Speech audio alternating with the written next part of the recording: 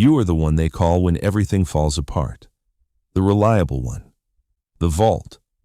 But who exactly do you call when you do? You know how to sit in the heavy silence when a friend is crying. You know the precise texts to send to calm their anxiety.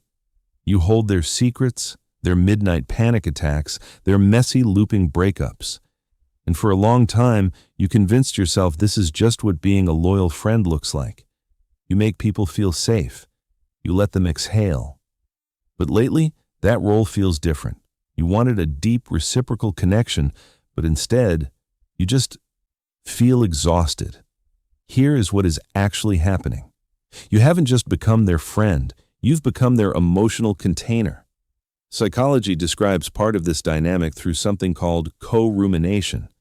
Constantly revisiting and dissecting problems together can create a strong sense of emotional closeness. It feels like deep bonding. But over time, your brain can start absorbing their stress as if it were your own. And your hyper-awareness of other people's emotions may not just be empathy. Part of you may have learned that being emotionally useful makes relationships feel safer. If you are always available, always understanding, always needed, then maybe people won't leave.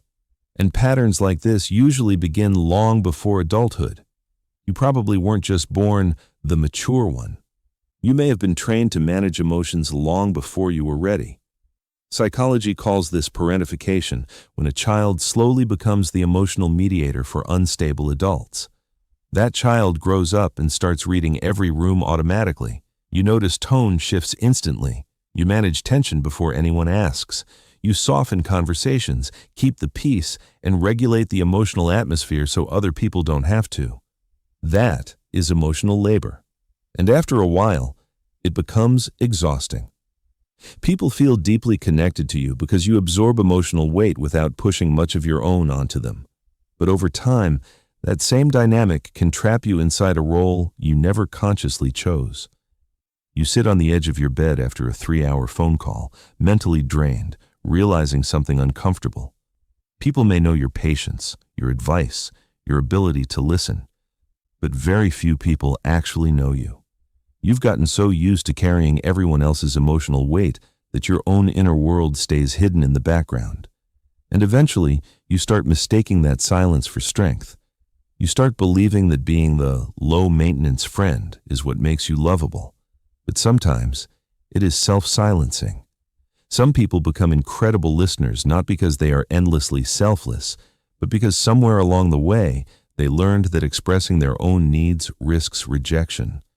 So you hide your mess, you minimize your emotions, you avoid becoming too much for anyone else because part of you still fears that your value disappears the moment you stop being useful. So ask yourself something honestly. If you stopped solving their problems, stopped absorbing their anxiety, and finally needed someone to sit in the dark with you instead, would they still stay? And if that question makes you uncomfortable, that discomfort is probably trying to show you something important. If this felt uncomfortably familiar, subscribe, because the emotional patterns exhausting you right now are usually the ones you stopped noticing a long time ago.